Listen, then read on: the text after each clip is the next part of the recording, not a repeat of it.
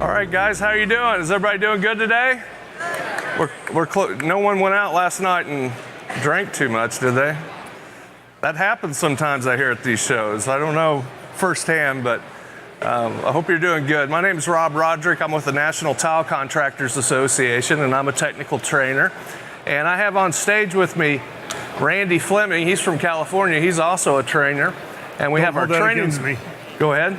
Don't hold that against me, that I'm from California. And then we've got Mark Heinlein. He's our training director. And how many NTCA members do we have in the audience? Raise your hand. Okay, that's quite a few of you. You know, we travel around the country and we train on industry standards that are found in the TCA handbook and in ANSI. And particularly this week, we're going to talk about our NTCA reference manual. So how many people have this manual right here? Okay. There's sections in there that are terrific and they will support you. It's set up in a problem, cause, cure format. So if you have a problem and you're trying to figure out what's going on, it'll help you out that way and it'll tell you the solution to get to the end of it. So it's a great resource. If you guys don't have these, you need to go around to the edge here, go to our booth, find out how to get one in your hands. If you're a tile professional and you're dealing with tile issues, it'll be a great resource for you to have. But what we're going to talk about today is grouting. And there's actually industry standards for how to install grout, and there's also standards about particular characteristics of grout. And we've got a variety of them here on the stage. You know, the standard cementitious grout that you guys are probably familiar with, we have right down here, and it has an ANSI designation. It's ANSI A118.6.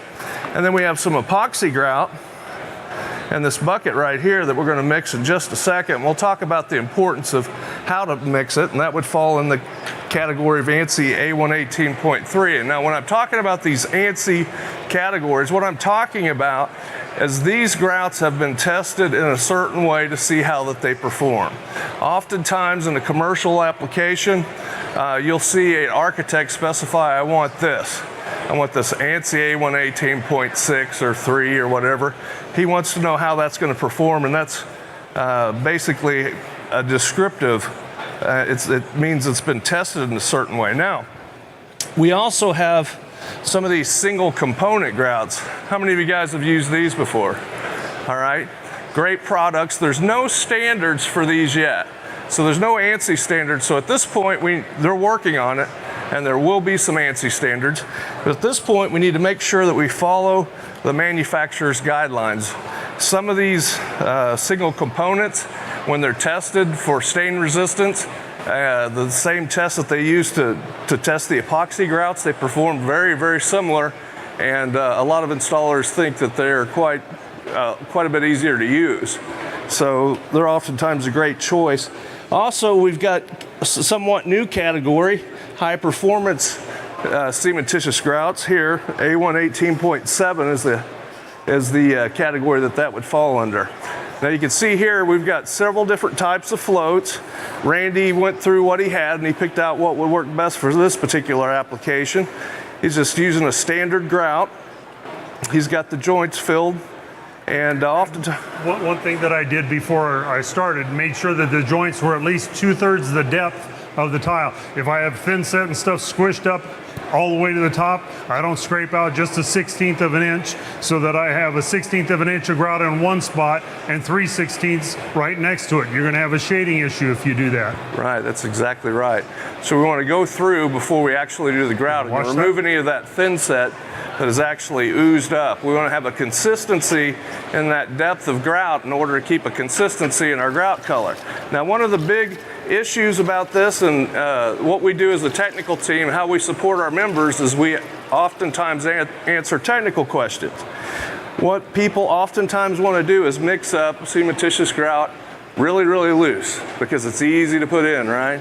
Easy to put in. And when they do that, they'll have all kinds of shading issues. They can have pinholes in the grout. Have you guys ever seen grout that was mixed up and had some major shading issues or maybe pinholes in it? Also, the type of water that you use when you mix it, it's important. There's a lot of different aspects to think about.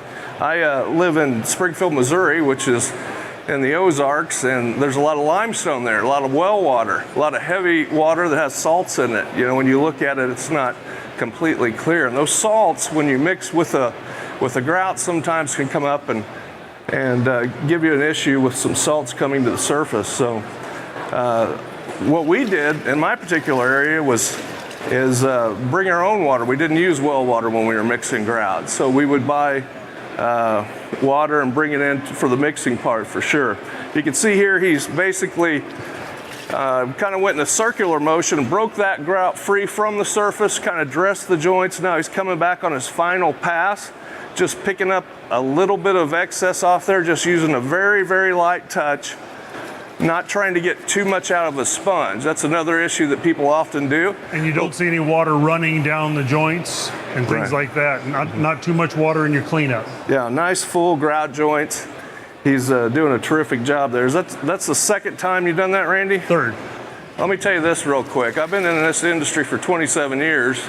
Randy tells me he's been in it for 40. I started figuring that up, and I thought I was in grade school when Randy was mixing mud. So it just says I'm really, really old. So we're lucky to have him. All right, you guys want to mix some epoxy next? How about Mark works on mixing some epoxy, and I'll... When we bring it over here, and I want to talk about the importance. I've been on a lot of commercial jobs in the past, and there's a lot of times when guys get tired of spreading that epoxy. You know, it's kind of hard and difficult. It can be harder to smear than cementitious. So what do? They start messing with the chemistry. Now we've got a kit here, and it has two parts to it. And if we follow the directions, we're going to dump this entire part B into part A and mix them together, and we should have what we want. Now, oftentimes what a guy will do is he'll say, hey, if I only dump half of this in there, if I only use half of that and all of this, or they start messing with their chemistry, it really spreads really easy. And it really washes real easy. The product's not going to work that way, and you got to be really careful about change. You don't want to change anything at all. We always want to follow the manufacturer's directions. So when you start messing with the chemistry on it, you can come back the next day and you'll have soft grout joints. Yeah. And when you come back and you have soft grout joints and you have 500 square feet that you're now trying to get epoxy back out to redo it, it is an absolute nightmare. So we got some resins and some hardeners that need to come together to form that epoxy bond that gives that great stain resistance, that great chemical resistance. And if we don't have enough components of one or the other, then we don't get that.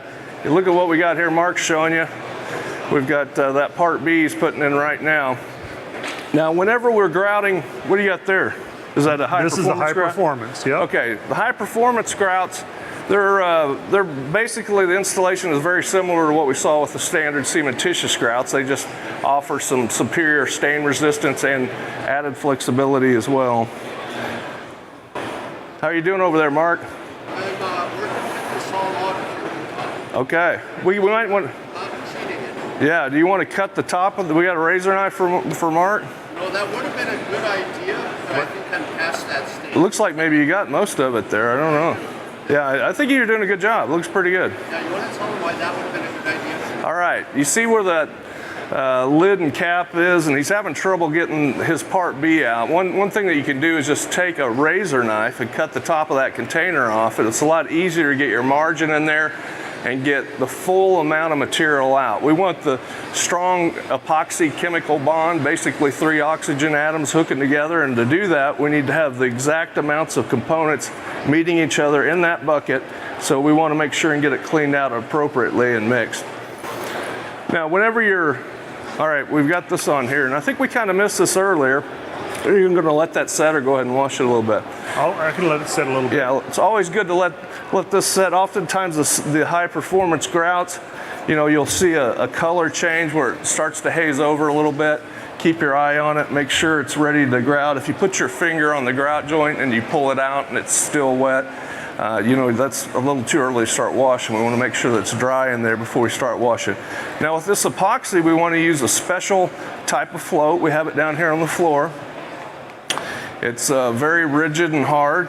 Also, we got some special sponges. Let's show them our doodle bugs. We got a blue and white doodle bug. Now, one of the big things with the cementitious grout, when we were talking about mixing with too much water, also washing that cementitious grout with too much water can cause a lot of problems. But this epoxy grout, it's completely different. We can use lots of water. Water's not going to hurt it. So our big concern with the cementitious is being real careful when we mix it, not to get it too loose, and when we wash it, not to put too much water on there. We really don't have those concerns when we're washing it with epoxy. So we got a couple of different products here. We've got this particular type of float that's really rigid and stiff, and it's great for pushing epoxy. We have a couple of different doodle bugs with different textures, and what that's going to do is it's going to break that epoxy loose from the surface. It's going to go in a circular motion. They have kind of a different abrasiveness, so we can pick up some heavier stuff with this blue one and some lighter stuff with this white one. And then we have, how many of you guys have seen an epoxy sponge like this? Very, very handy. I remember the first time that we got our hands on these, and I thought, my goodness, this really made my job easier. So, but this is an epoxy sponge. It's different than a regular sponge. It's very, very porous. Actually, I'll throw, I think I got a spare, so I'll throw one down there. You guys pass that around, get your hands on it.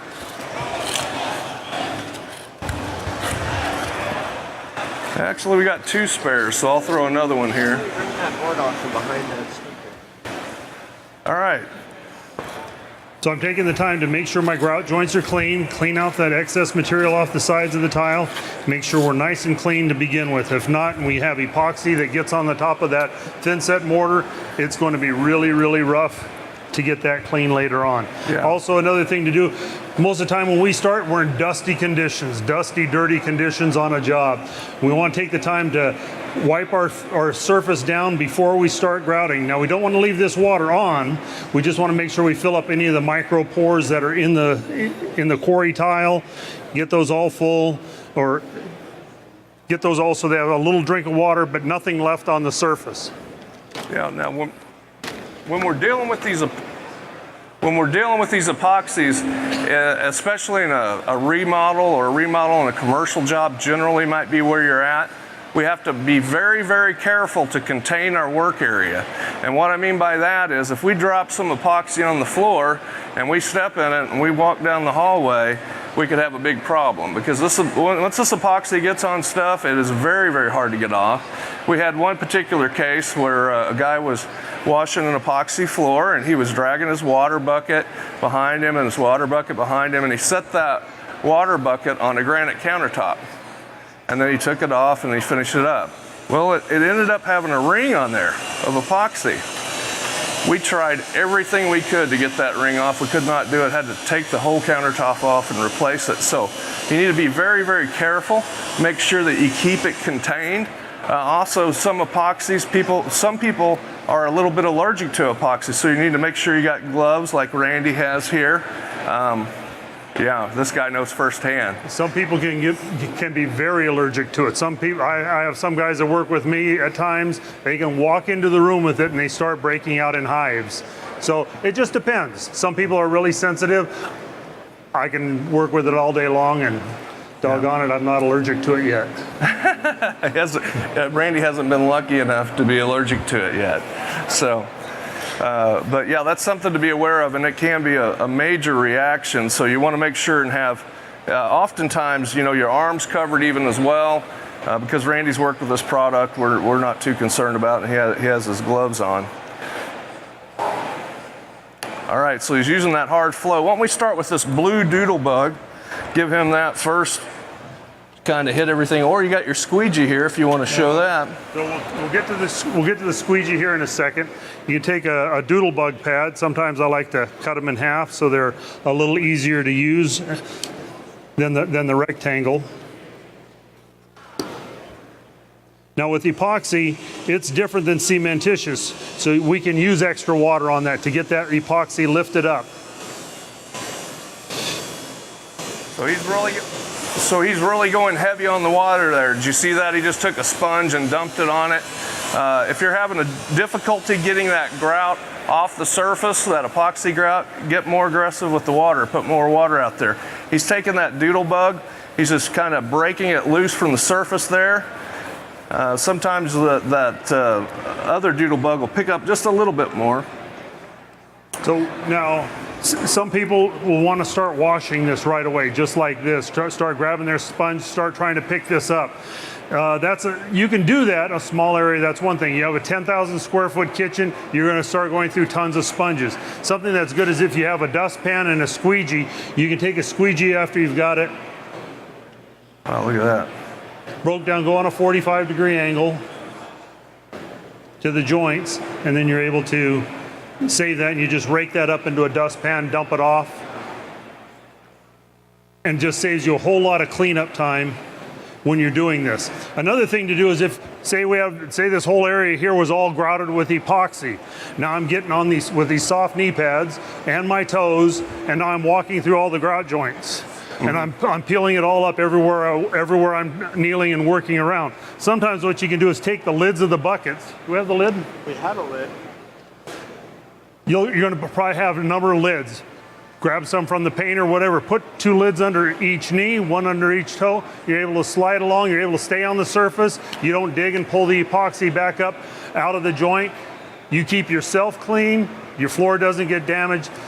Then you come back with just a sponge.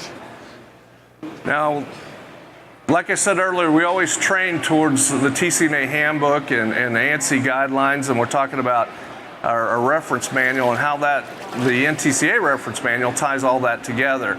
And so there's actually standards for how to install epoxy that you can find in ANSI. It's ANSI A118, and there's also standards for the cementitious. We don't have standards yet for these one single component, but we do have standards for the epoxy. The epoxy is A108.9, and if you guys haven't read that and you're doing an epoxy job, I'd encourage you to do that.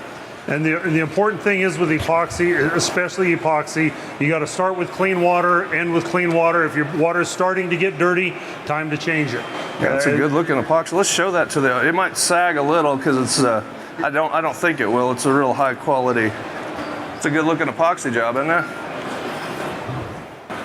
Very nice. Not bad, nice and full, nice full joints.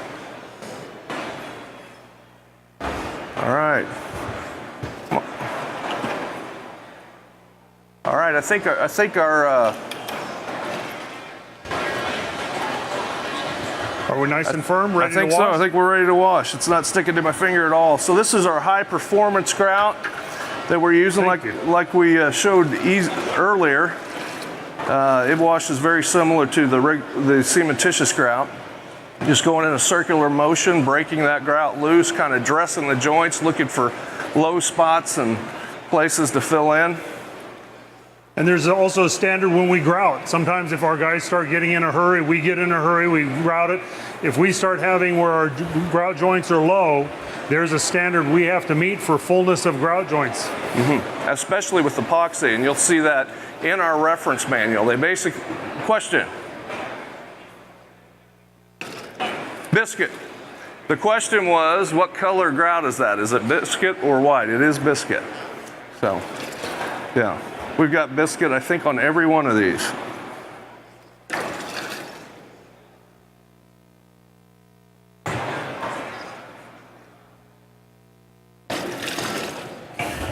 All right.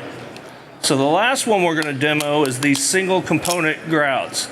And like I said earlier, if you have a project where they have specified epoxy because of they need stain resistance. Some of these single component grouts have passed the same testing that epoxy has to pass for stain resistance, not necessarily chemical resistance. And we've actually had people that have talked to architects and said, hey, you know, I know that you're wanting to use epoxy here. Check out this product. It's been tested to perform like an epoxy when it comes to stain resistance. Now, a few things about this. It's kind of a unique product. There's not really any pigment in it. The color comes from the aggregate or the quartz that's in the product. Some of the issues we've seen with it before, you see this is kind of a highly polished surface. Whenever we're using these single component grouts, sometimes if you leave a haze on there and it dries, it ends up having kind of a haze that looks kind of like a glaze on a glazed donut. It's just clear. It's really difficult to see unless there's a lot of natural light coming in and you have a surface like this, a highly polished surface. Thank you. So let's open that up and show them what it looks like. All right, it's just one component. Now, if you open this up and there's some liquid on the top portion of that, you need to incorporate that liquid. Sometimes it can separate over time. This one seems to be together really well. Really nice. So we don't need to do that. And they have a little plastic liner on the top. This grout starts to dry really fast. So you open it up, you get your grout out, you put the plastic back on the top, close the lid, so this isn't drying up in the bucket. Yeah, now you remember earlier when we were doing those cementitious grouts, we spread the grout and then we let the grout dry. We want it to dry up a little bit before we start washing it. We do not want to do that with this product. This product you want to start washing, you don't want to smear any further than what you can reach and start washing immediately. Oftentimes a two-man team works really good.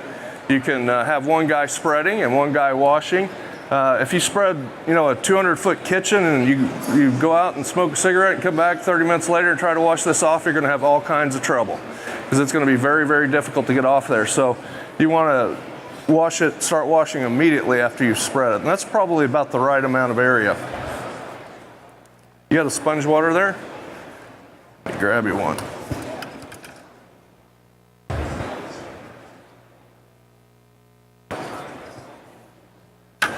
So the reason to use these, like I said, there's better color consistency is one thing for sure. Better color consistency, when we're using cementitious grouts, if we mix it at different times with different levels of humidity, or we get our water just slightly different, or the temperature's different, sometimes you can get a little bit of a shading difference. These have, better color consistency. They also have some added flexibility, and of course, better stain resistance. Stain resistance, it's either meets that ANSI standard for epoxy or comes very close. It depends on which one you're using. So you can see we're basically doing the same thing going in a circular motion, but with this particular product, we found that these microfiber towels work great. And if any of you have been around a long time and you remember using blankets and pulling blankets on floors, when you were grouting, it's kind of the same thing. You fill this up with water and you can drag it across. And in doing that, you can really pick up some of that haze. Let me fill this up with water here for a second for me.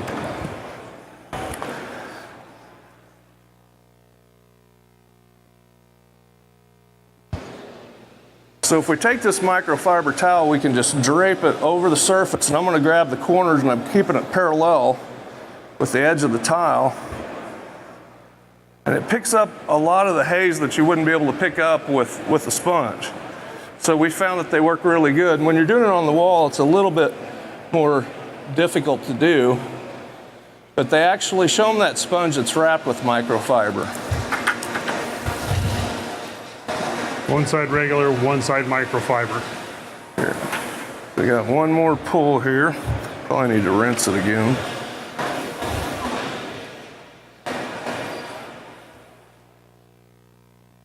There you go. All right. Well, what questions do we have? Yes, ma'am.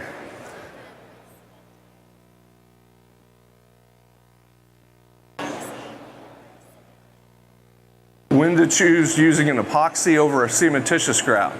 Oftentimes, What was the question? the question was why choose? What's the benefits of each one, and which one to choose? Oh, with cement tile.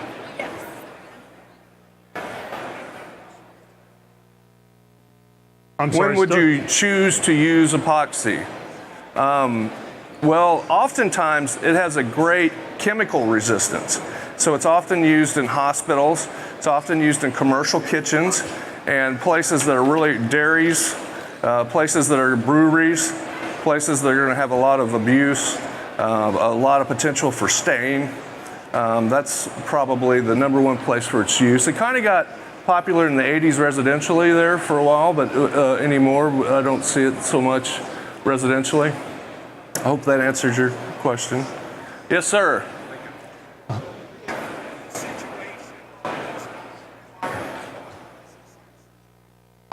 right?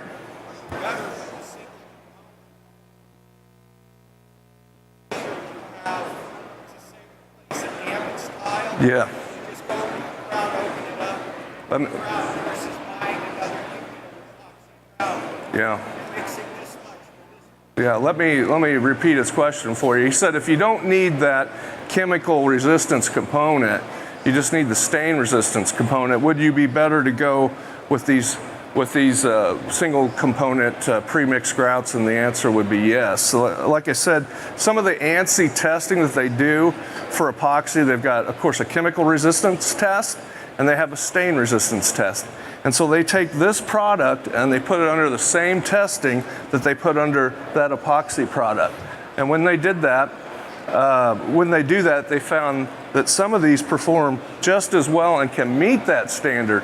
But another great point that you said was if we have to come back and do a repair, if the plumber breaks a tile or whatever, and we have to put in another tile, you know, if you're using cementitious, this one's cured for 36 days and this one's, you know, fresh, and then after a couple days it'll cure.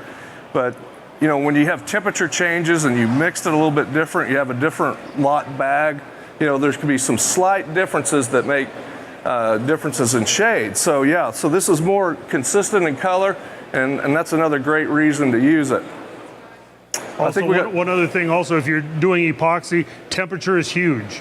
As you start getting up towards the upper range of the temperature, you start cutting the pot life in half. Every 10 degrees you go up, you start cutting the pot life in half once you're above 70 or 80 degrees. So if you had 20 minutes of open time at 80, if you're at 90, you have 10 minutes. If you're at 100, you have 5 minutes. That's to get it on, washed, and cleaned back off. And sometimes people will think if you're washing, warm water or soapy water. That's not what's called for. Just simply clean water to wash with. It's water soluble, not necessarily hot water soluble. Sometimes you just start hurting yourself because the hot water starts accelerating the set of that material, and you can get yourself into a big problem.